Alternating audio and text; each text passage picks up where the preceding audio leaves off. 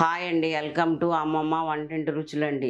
నేను చేయబోయే రెసిపీ పెసలతో వడలేస్తున్నానండి. ఆ వడల్లోకి నంచుకోవడానికి టమాటా పల్లీలు చట్నీ చేస్తానండి. వంటింట్లోకి వెళ్ళిపోదాం, వచ్చేసేయండి. ఇప్పుడండి చట్నీకి రెడీ చేసుకుందామండి. వడలంటే వేడివేడిగా వేసుకుని చట్నీ రెడీగా ఉందనుకోండి, వెంటనే తినేసేయచ్చు మనం. 2 స్పూన్లకి ఆయిల్ వేసుకోండి. ఆయిల్ వేసుకున్నాక కొంచెం కాగనే ఉండాలి. ఇప్పుడు ఆయిల్ కాగిందండి. ఆయిల్ కాగాక పచ్చిమిరకాయలు ఎలా వేసుకుందామండి. పచ్చిమిరకాయలు వేసుకున్న తర్వాత పల్లీలు కూడా వేసేసుకుందామండి. రెండింటిని బాగా వేయించుకుందాం. రెండింటిని ఇలా బాగా వేయించుకుందామండి. మీకు పల్లీలు వేగినాయి లేవో తెలియటానికండి ఇట్లా చిటపడమని పల్లీలు మోగాలండి. ఆ మోగితేనే పల్లీలు వేగినట్టు లెక్కండి. ఇప్పుడు 2 కాయలు టమాటాలు తీసుకున్నానండి. ఆ టమాటాలను కూడా వేసి బాగా ఉడకనివ్వాలండి. ఇట్లా ఇప్పుడు కొంచెం కరివేపాకు కొత్తిమీర కూడా వేసుకోండి. కొత్తిమీర వేసుకున్నాక 1 సెకండే ఏగనివ్వండి, ఎక్కువసేపు ఏగనివ్వకండి. కొత్తిమీర కూడా బాగా మాడిపోయినట్టుంటే టేస్ట్ రాదండి, కొత్తిమీర స్మెల్ అంతా పోతుంది అనమాట. ఇప్పుడు గ్యాస్ కట్టేసుకుందామండి. ఇలా వేగిన తర్వాత అండి దీన్ని తీసేసి పక్కన పెట్టుకుందామండి. ఆరిన తర్వాత అప్పుడు మిక్సీ పట్టుకుందామండి. ఇప్పుడండి ఈ పెసల్ని 4 గంటల దాకా నాననివ్వండి. బాగా నానాక ఇలా అవుతాయండి. వీటిని నీళ్ళు లేకుండా జార్లో వేసుకోండి.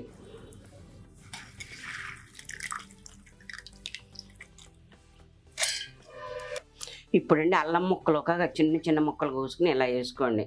4 పచ్చిమిరకాయలు వేసుకున్నానండి నేను. మీరు కూడా అలా వేసుకోండి అనమాట. బాగా వర్రగా బాగుంటుందండి వడ. ఇలా నేను 1 స్పూను సాల్ట్ వేసుకుంటున్నానండి.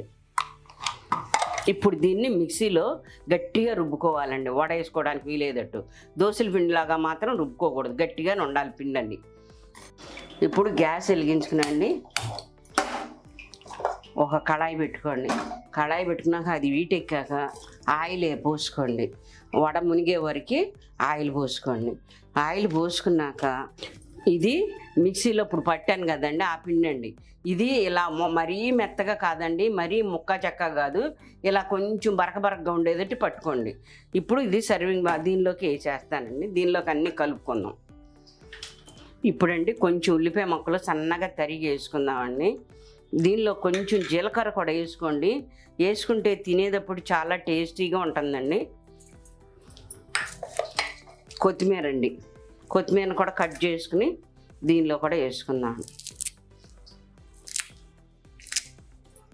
ఇలాగండి అంతా కలిపేసి బాగాను ఆయిల్ కాగాక వడలల్లో వేసుకుందాం. ఇప్పుడు ఆయిల్ కాగిందో లేదో టెస్ట్ చేసుకుందాం.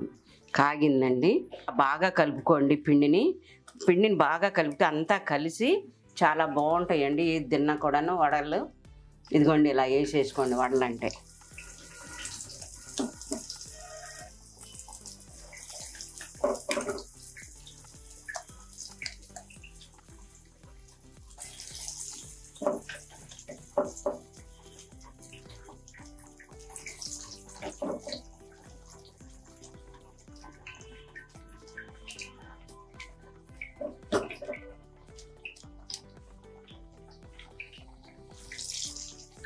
బాగా ఆయిల్ కాగాక అప్పుడు పొయ్యినండి మీరు మీడియంలో పెట్టుకుని కాల్చుకోండి. లేదంటే ఇలా పైన అంతా క్రిస్పీగా అయిపోయి లోపలంతా పచ్చి పిండిగా ఉంటుందండి. మీరు ఎప్పుడైనా సరే అది గుర్తుంచుకోండి, మీడియంలో పెట్టి కాల్చుకోవాలండి వడల్ని. ఇప్పుడు ఇదండి ఇలా ఎర్ర కాలాక అప్పుడు ఇదండి పెసలండి హెల్త్ పరంగా చాలా మంచిదండి మనకి. అందుకనే నేను ఇలా పెసర గారెలలో వడలల్లో వేస్తున్నానండి. ఆ పెసర వడల్ని ఈవినింగ్ వర్షాకాలంలో తింటే చాలా బాగుంటుందండి. ఇలా కాలాకండి గోల్డెన్ బ్రౌన్ కలర్ వచ్చాక మరీ ఎర్రగా వస్తే మాడిపోయినట్టు ఉంటాయండి. అందుకని ఇలా తీసేస్తున్నానండి. సర్వింగ్ ప్లేట్లో తీసేసుకోండి. మీరు అన్నిటినీ ఇలా ఆయిల్ లేకుండా అన్నిటినీ తీసుకొని దీనిలో పెట్టుకోండి.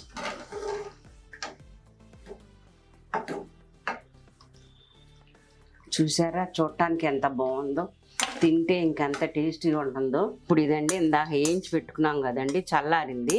ఈ చల్లారిన దాన్ని అంతా మిక్సీ జార్లోకి వేసుకోండి.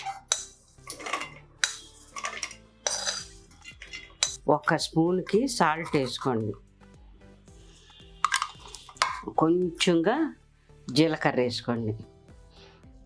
దీంట్లోకి నేను చింతపండు కొంచెం తక్కువగా వేస్తున్నానండి, అంటే టమాటాల పులుపు ఉంటుంది కండి, అందుకని తక్కువ వేసానండి.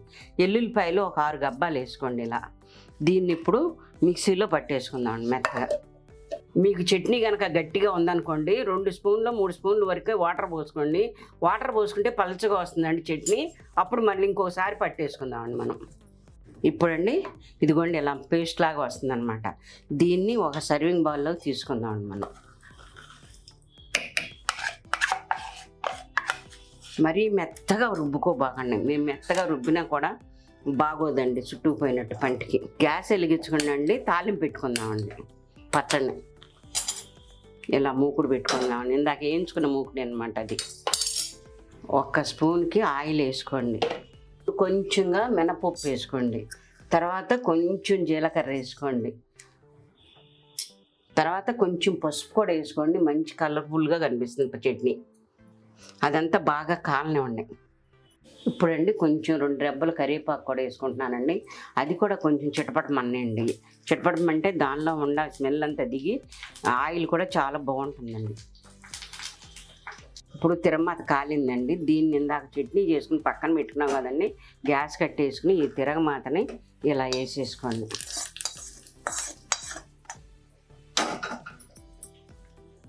చూడండి ఎంత స్మూత్గా ఎంత మెత్తగా ఉండే, లోపల కొత్తిమీర అవన్నీను చాలా బాగుందండి మెత్తగాను. ఇప్పుడు నేను టేస్ట్ చేసి చూపిస్తానండి మీకు.